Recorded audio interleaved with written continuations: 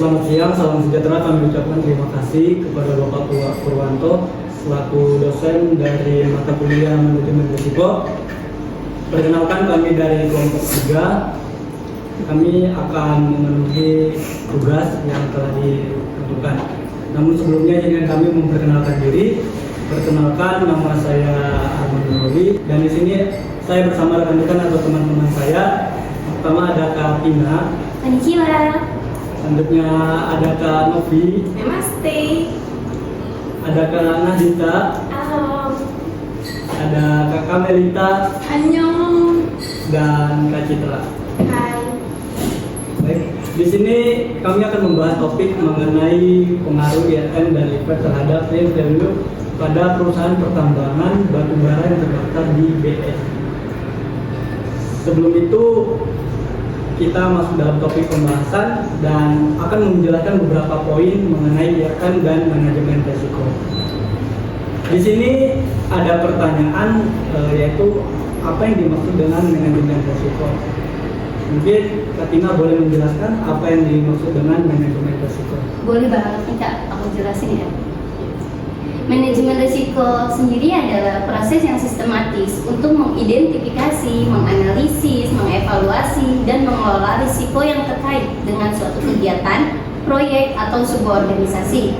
Tujuan dari manajemen risiko adalah untuk mengurangi risiko dan kerugian potensial, serta meningkatkan peluang yang sangat menguntungkan. Jadi manajemen risiko itu adalah suatu sistem ya untuk mengidentifikasi, menganalisis, dan mengevaluasi. Ya, dan juga dapat mengurangi sebuah risiko atau kerugian yang bakal terjadi di perusahaan. Itu tujuannya ya. Ya, betul sekali. Dan ada juga yang dimaksud dengan risiko. Kira-kira Kak Novi bisa jelaskan apa yang dimaksud dengan risiko, Pak? Kalau menurut saya sendiri, resiko itu menunjuk pada kemungkinan yang terjadi suatu perusahaan yang memiliki dampak negatif atau potensial yang mengganggu mencapai tujuan organisasi atau proyek itu tersebut. Lalu juga risiko dapat muncul dari berbagai sumber nih, seperti lingkungan eksternalnya, faktor internal, ketidakpastian pasar, perubahan kebijakan, perubahan teknologi, serta kesalahan pada si manusia tersebut. Tapi resiko itu cenderung lebih ke akibat ya. Iya, akibat yang betul. terjadi. Dan kompleks juga sih resiko-resikonya.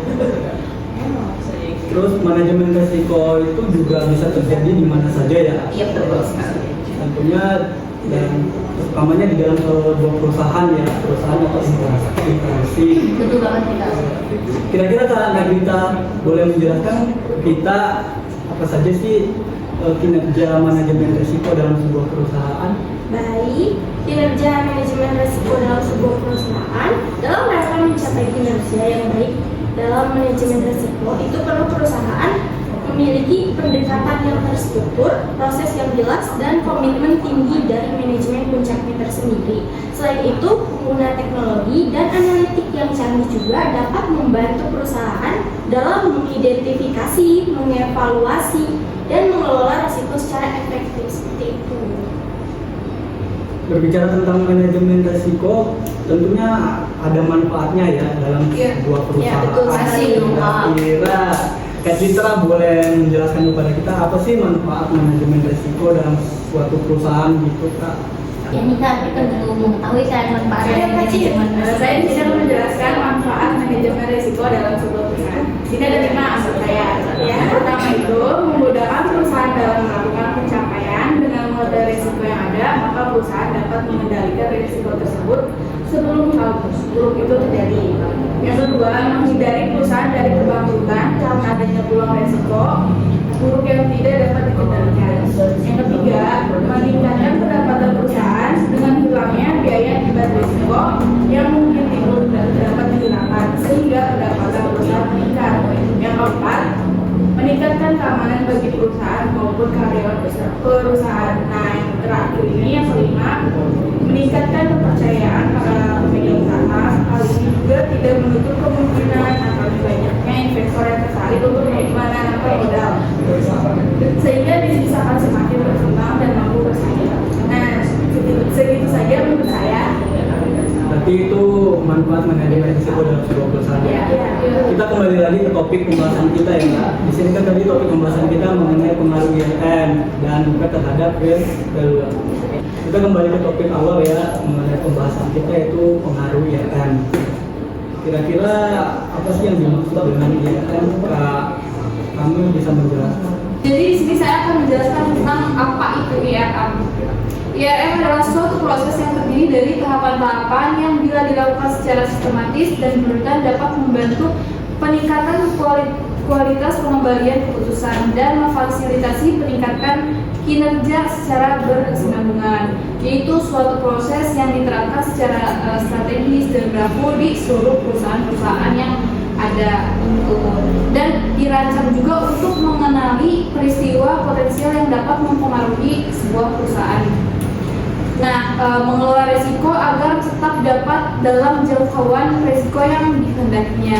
Manajemen dengan tujuan untuk mendapatkan jaminan yang wajar akan tercapainya tujuan perusahaan. Nah, suatu proses ini yaitu suatu proses yang sistematik dan berkelanjutan yang dirancang dan dijalankan oleh manajemen dan seluruh profil perusahaan guna memberikan keyakinan yang memadai bahwa semua resiko yang berpotensi menghambat tujuan perusahaan telah dikelola sedemikian rupa sehingga kepada tingkat yang dapat diterima oleh perusahaan tersebut, gitu kakak-kakak sekalian. IRM ini sangat penting ya dalam sebuah perusahaan. Iya, sama sekali penting. Baik Kak Kamil, sekarang kita masuk ke pembahasan mengenai pengaruh IRM dan efek terhadap fair value pada perusahaan pertambangan batu bara yang terdaftar di BPI. Dalam era industrialisasi yang semakin kompetitif, setiap perusahaan terus meningkatkan daya saing secara terus-menerus. Persaingan yang semakin meningkat baik di pasar domestik ataupun di pasar internasional menuntut perusahaan untuk dapat mempertahankan atau memperoleh keuntungan perusahaan. Tujuan jangka pendek perusahaan adalah memperoleh laba secara maksimal dengan menggunakan sumber daya yang ada. Sementara tujuan jangka panjang perusahaan adalah menggunakan fair value. Nah, ini di sini kan ada kata fair value ya. Mungkin kata itu asing buat kita semua ya. Kira-kira Kak Citra bisa menjelaskan kepada kita apa sih yang dimaksud dengan fair value, Kak? Iya.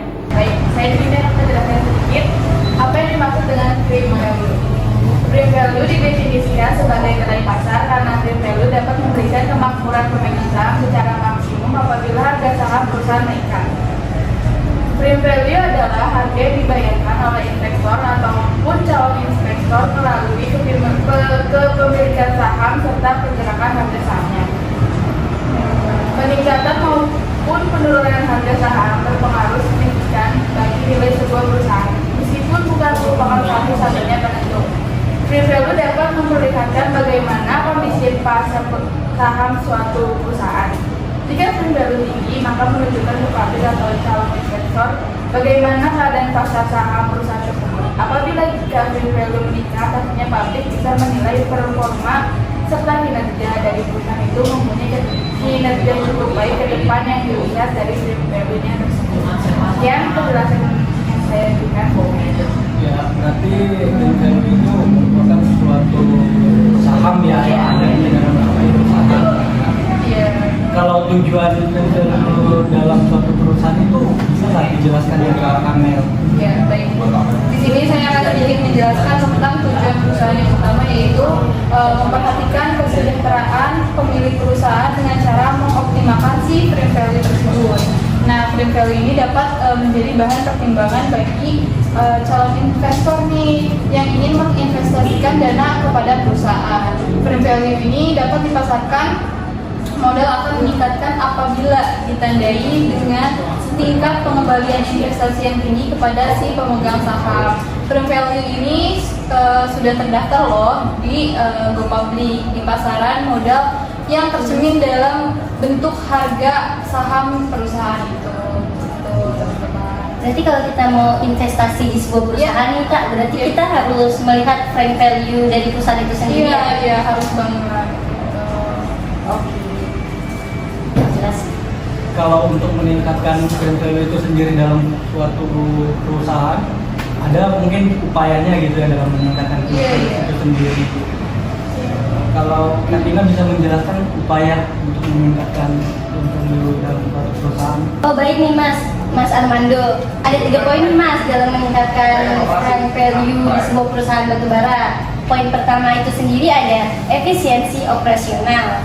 Fokus pada peningkatan efisiensi operasional dapat membantu kita mengurangi biaya produksi dan meningkatkan margin laba itu sendiri.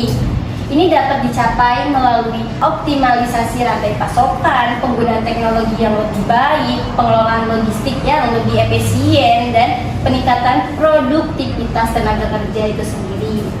Nah, yang kedua itu ada diversifikasi portofolio.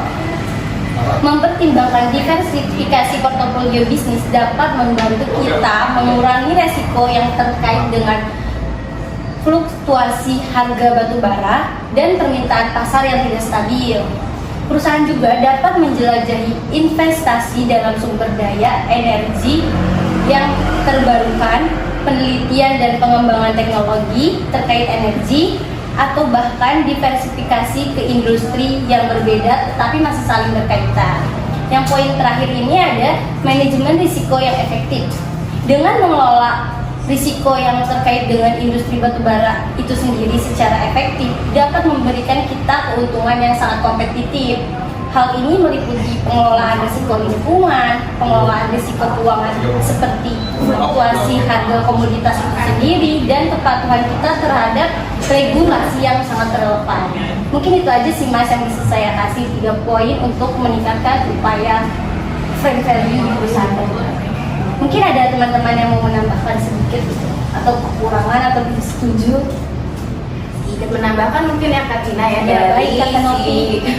upaya peningkatan brand value di perusahaan batubara ini ya. Ya, Menurut saya sih untuk penambahannya mungkin inovasi dan penelitian yang lebih tinggi lagi, mencari cara baru untuk mengekstrasi dan membantu meningkatkan si brand value.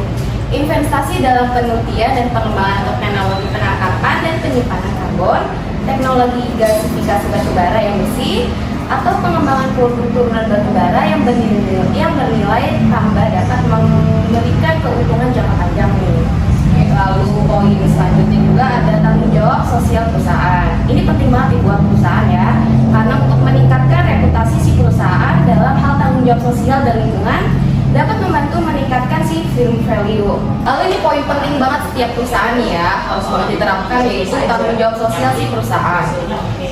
Meningkatkan reputasi perusahaan dalam hal tanggung jawab sosial dan lingkungan dapat membantu meningkatkan firm value, menghadapi praktik bisnis yang berkelanjutan, memperhatikan hak-hak asasi manusia, memprioritaskan keselamatan kerja, berkontribusi pada komunitas lokal, dan mengurangi dampak lingkungan negatif adalah contoh upaya dalam hal ini. Lalu juga ada peluang pasar yang diversifikasi. Mencari peluang pasar baru dan diversifikasi ekspor batubara dapat membantu mengurangi ketergantungan pada pasar yang terbatas ini. Lalu juga menjelajahi pasar negara yang berkembang dengan kebutuhan energi yang terus meningkat, atau berpartisipasi dalam proyek energi skala besar di negara-negara lain adalah beberapa cara untuk memperluas pangsa pasar. Terus juga ini poin penting untuk setiap perusahaan, bahwa setiap upaya untuk meningkatkan value perusahaan batubara harus dipertimbangkan dalam konteks faktor eksternalnya, seperti perubahan kebijakan pemerintah, tren harga pasar komunitas, dan juga persaingan industri. terima kasih Kak Novi sudah ditambahkan. Iya, sama-sama. Berarti brand value dalam suatu perusahaan itu ada dong pengaruhnya ya? Iya dalam suatu betul, banyak sekali perusahaan. pengaruhnya. Kak Kamel bisa menjelaskan apa sih pengaruh brand value dalam suatu perusahaan itu, Pak? Iya. Di sini saya akan menjelaskan ya tentang faktor-faktornya yang mungkin yang akan mempengaruhi si frame value ini dari perusahaan tersebut. Iya. Ya, di sini ada beberapa ya. Yang pertama yaitu keputusan investasi, yaitu merupakan ketetapan yang dipilih oleh si pihak perusahaan dalam membelanjakan dana yang dimiliki dalam bentuk aset tertentu dengan harapan mendapat keuntungan di masa yang akan datang tentunya juga ya. Nah, si frame value ini dapat memberikan keuntungan kepada si para pemegang saham jika harga saham itu meningkat.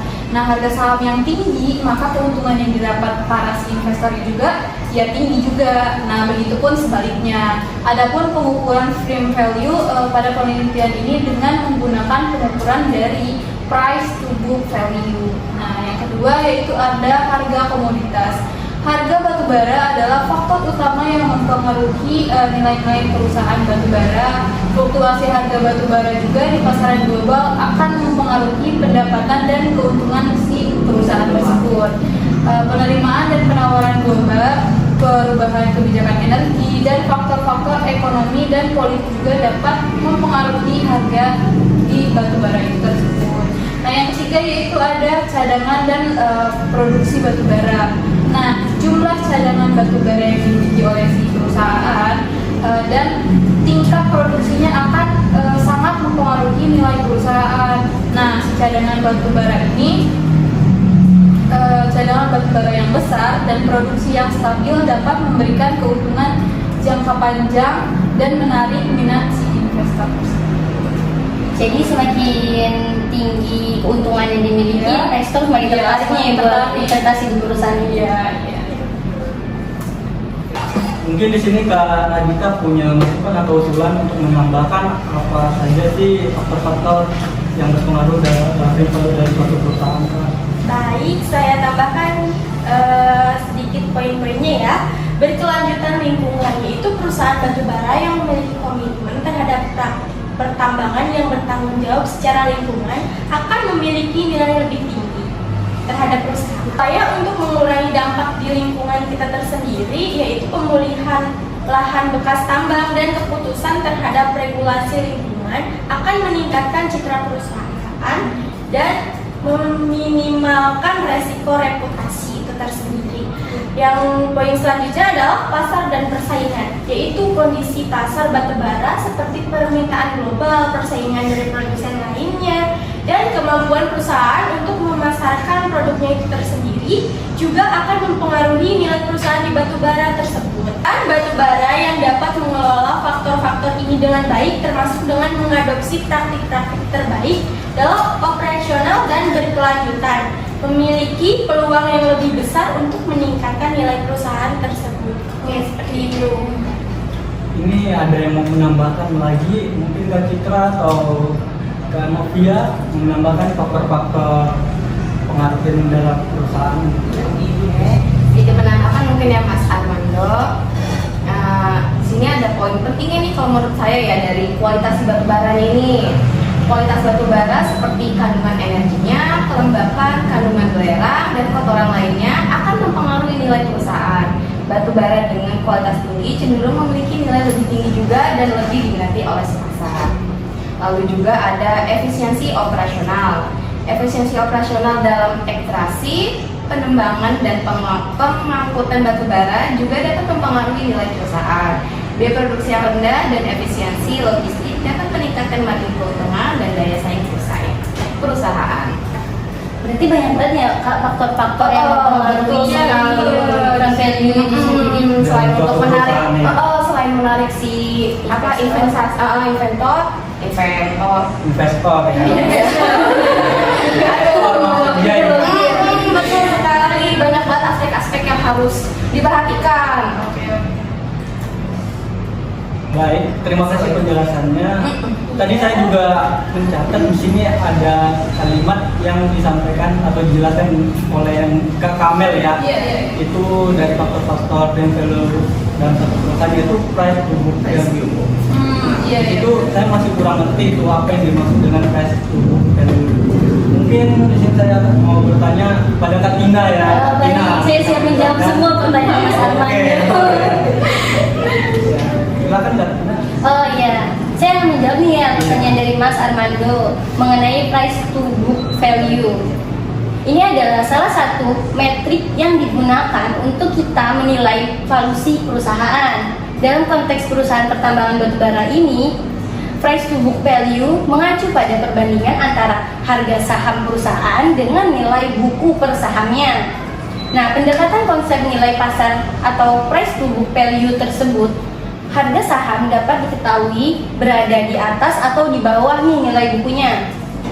Pada dasarnya nih ya, membeli saham berarti sama dengan kita membeli prospek perusahaan. Price to book value itu sendiri yang tinggi akan membuat investor yakin atas prospek perusahaan kita di masa yang akan mendatang nih Mas. Oleh karena itu, keberadaan rasio price to book value ini dapat sebagai signaling bagi para investor maupun calon investor untuk menetapkan keputusan dia untuk berinvestasi. Nah, price to book value yang tinggi mencerminkan tingkat kemakmuran para pemegang saham, di mana kemakmuran para pemegang saham merupakan tujuan utama dari sebuah perusahaan, Mas. Ya. Ada nih beberapa faktor yang dapat mempengaruhi front value pertambangan, yaitu dari IRM dan referensinya. Masing-masing dari faktor tersebut memiliki hubungan dan pengaruh yang tidak tetap. Mungkin itu aja sih, Mas Armando. Apa masih kurang jelas atau ada yang mau ditambahkan ya? Ya, mungkin kalau berbicara tentang price to book value itu tadi bisa dikatakan dengan harga buku ya. Iya. Bukan dimaksud dengan saham dalam suatu perusahaan. Ya, price to book value itu sendiri untuk mengukur naik turunnya harga saham. Dan suatu perusahaan. Iya. Berarti penting banget ya di suatu perusahaan atau perusahaan tersebut menjaga stabil nih biar price to book value-nya tidak menurun. Iya nggak sih ya? Jadi kayak lebih stabil atau bahkan harusnya tuh lebih meningkat biar banyak investor yang percaya buat menanamkan menanamkan modalnya. Ya, karena keuntungan bagi para investor yang tinggi itu kayak menarik minat mereka untuk semakin investasi nih pada perusahaan batubara itu sendiri. Baik, tadi di sini Kak Tina sudah menjelaskan ya apa yang dimaksud dengan price to book value ya. Iya. Terus juga menyampaikan ada dua faktor ya yang mempengaruhi gitu ya, yaitu network dan IFM ya. Ya, betul banget. Jadi Mas. itu menjadi pertanyaan juga apa yang dimaksud dengan IFM. Tapi ada yang kali ini bersangkutan dengan pertambangan batu bara tadi. Iya, ya, betul. perusahaan. Nah, di sini saya mau minta jawaban dari Kak Citra, kira-kira bisa menjelaskan IFM dalam suatu perusahaan pertambangan batu bara. Sini saya akan menjelaskan apa yang dimaksud IAM. Enterprise Risk Management merupakan sebuah konsep baru dalam dunia bisnis dan perindustrian. Enterprise Risk Management mempunyai arti berbeda dengan manajemen resiko tradisional. Enterprise Risk Management menjadi sebuah paradigma baru dalam manajemen risiko. Menurut pendekatan holistik, Enterprise Risk Management mengidentifikasi dan menilai beragam risiko, mengintegrasikan semua jenis risiko yang ada dengan menggunakan alat dan teknik terpadu, dan kemudian mengkoordinasikan kegiatan dari manajemen risiko kepada seluruh unit operasi dalam suatu organisasi. Enterprise Management juga dapat didefinisikan sebagai rangkaian prosedur yang mengintegrasikan risiko organisasi, manajemen organisasi ke dalam proses bisnis perusahaan yang digunakan perusahaan untuk mengidentifikasi, mengendalikan, dan meminimalkan risiko yang mungkin ditimbulkan perusahaan dalam proses pencapaian tujuan agar kerugian yang ditimbulkan tidak melebihi kemampuan perusahaan sehingga kelangsungan hidup perusahaan tetap terjaga. Enterprise Management sebagai suatu proses yang dipengaruhi manajemen perusahaan yang diterapkan dalam setiap strategi perusahaan dan dirancang untuk memberikan keyakinan memadai agar dapat mencapai tujuan perusahaan. Berdasarkan pengertian di atas, maka dapat disimpulkan bahwa Enterprise Management merupakan manajemen risiko dalam suatu organisasi yang bertujuan membuat organisasi menjadi sadar akan risiko, sehingga laju organisasi bisa dikendalikan agar dapat mencapai tujuan perusahaan. Itu saja menurut yang saya ketahui. Berarti kalau IFM itu sama halnya dengan menganalisis tadi yang mengidentifikasi masalah-masalah risiko yang terjadi. Di sini kan Kak Citra sudah menjelaskan tadi ya apa yang dimaksud dengan IFM ya. Sebelum kita masuk ke pertanyaan berikutnya, manfaat utama IFM, haus nggak sih semuanya? Haus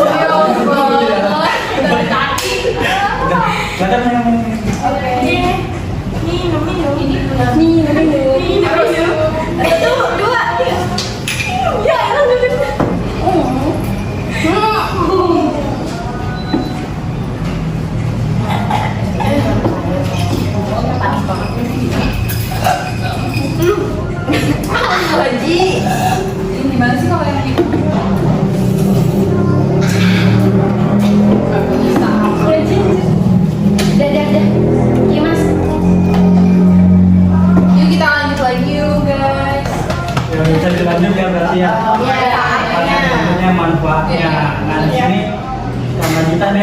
menjelaskan ya manfaat utama IRM, tapi ini dalam perusahaan pertambangan batubara ya. Ya, boleh. Silakan. Baik, manfaat utama IRM itu adalah untuk menambah perspektif dan fokus pada manajemen resiko di seluruh lini perusahaan tersendiri. IRM adalah pendukung penciptaan firm value dengan memudahkan manajemen dalam menghadapi resiko yang disebabkan adanya kondisi ketidakpastian dan memberikan respon yang tepat untuk mengurangi dan meminimalkan resiko pengukuran IRM tersebut. Dalam penelitian mengenai IRM ini pernah dilakukan oleh Iswajuni pada 2018 yang membuktikan bahwa IRM berpengaruh positif signifikan terhadap firm value. Selanjutnya, penelitian dari Sailier 2016 membuktikan bahwa IRM tidak berpengaruh terhadap firm value tersebut. Baik, seperti itu. Berarti ada dua penelitian ya Kak, yang satu berpengaruh, yang satu tidak berpengaruh. Ya, betul sekali. Berarti manfaatnya itu lebih memudahkan ya manajemen untuk menghadapi resiko-resiko yang akan terjadi ya dalam satu perusahaan. Ya, betul sekali. Kita sudah membahas IRM ya, IRM dalam satu perusahaan pertambangan batubara. Tadi juga sudah disinggung oleh Kak Tina, faktornya itu ada IRM dan leverage ya. Iya, betul Kak, betul banget. Sini saya mau kembali tanya kepada Kak Tina, apa tuh yang dimaksud dengan leverage ya? Kak Tina boleh dijelaskan Kak, biar kita semua tahu.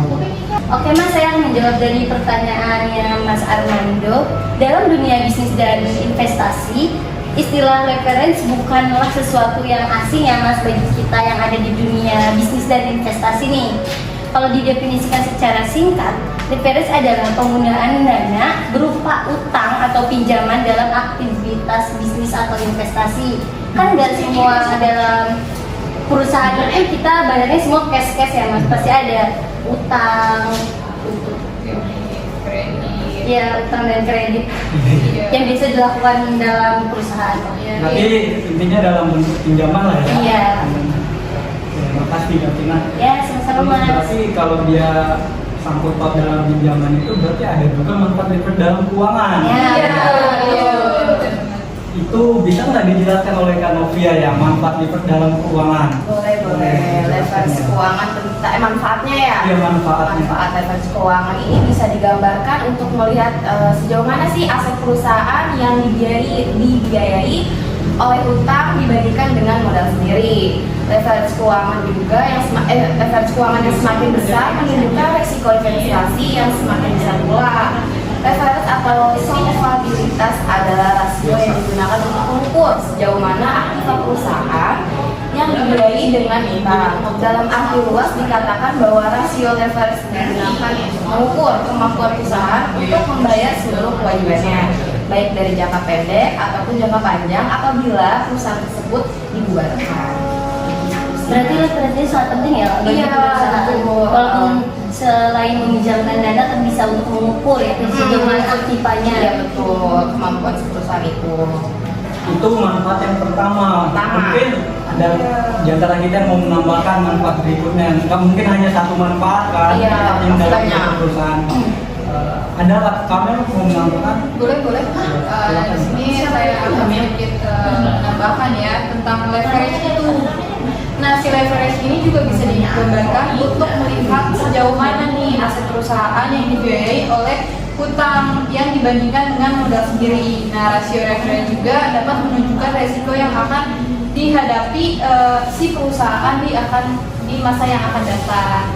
Semakin besar resiko yang dihadapi perusahaan, maka ketidakpastian untuk menghasilkan laba di masa yang akan datang juga akan semakin meningkat gitu. Nah, dari beberapa definisi di atas dapat disimpulkan bahwa si leverage ini dapat digunakan oleh suatu perusahaan tidak hanya penting bagi pihak si intern aja nih gitu, tetapi juga penting juga bagi pihak si eksternal dari perusahaan tersebut, yaitu investor maupun kreditor.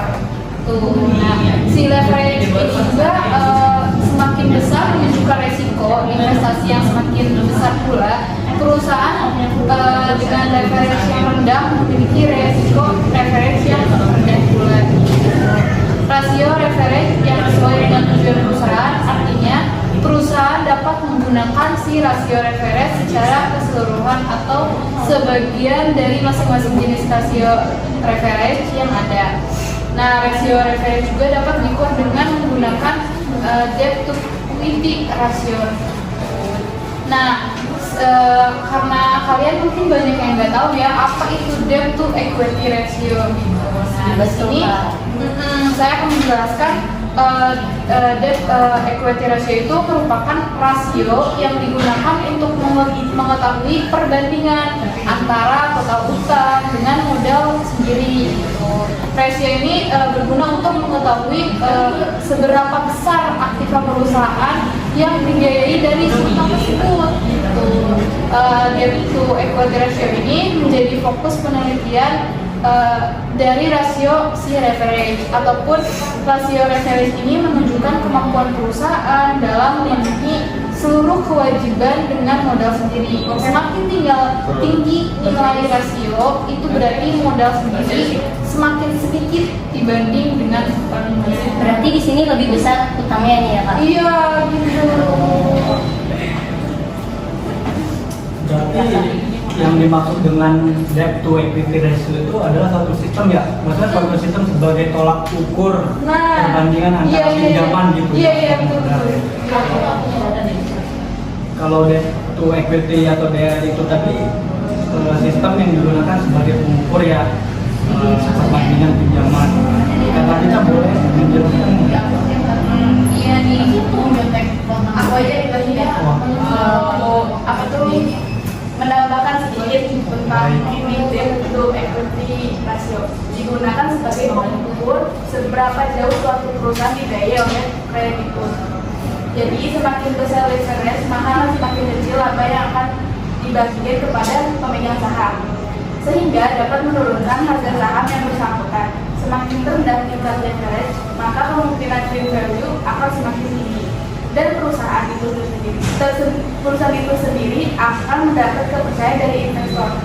Jadi adapun penelitian sebelumnya yang telah dilakukan oleh Rahmadia dan Bilang pada tahun 2018 membuktikan bahwa leverage berpengaruh positif terhadap free value, membuktikan bahwa leverage berpengaruh negatif tidak signifikan terhadap free value. Nah, jadi sekian aja untuk tambahan saya tentang debt to equity ratio tersebut. Ya baik, terima kasih Kak Tima. Ya di sini kita sudah selesai membahas Dari tadi membahas topik pembahasan mengenai materi yang sudah ditentukan ya, yaitu pengaruh DRM dan effect terhadap fair value pada suatu perusahaan pertambangan batu bara. Saya ucapkan terima kasih kepada teman-teman ya sudah menemani saya di sini selama setengah jam ya. Dalam waktu yang lama. Jadi penjelasan semua yang disampaikan mungkin bisa kita ambil kesimpulan ya. Kesimpulannya, nah kesimpulannya itu enterprise risk management dan juga secara simultan berpengaruh signifikan terhadap free value. Hal ini menjelaskan jika terjadi perubahan secara bersamaan dari variabel tersebut, maka perubahan juga akan mengalami perubahan signifikan berdasarkan perubahan dari kedua variabel debat tersebut, yakni enterprise risk management dan leverage. Adapun investor dalam menentukan keputusan investasi bukan saja melihat pengaruh satu variabel saja, tetapi melihat pengaruh dari beberapa variabel sekaligus dalam mengambil keputusan. Berarti kedua kontimen ini sangat penting lah ya Mas bagi perusahaan batubara. Baik, terima kasih ya buat kakak-kakak semua. Terima kasih pula ya Mas sudah bertanya.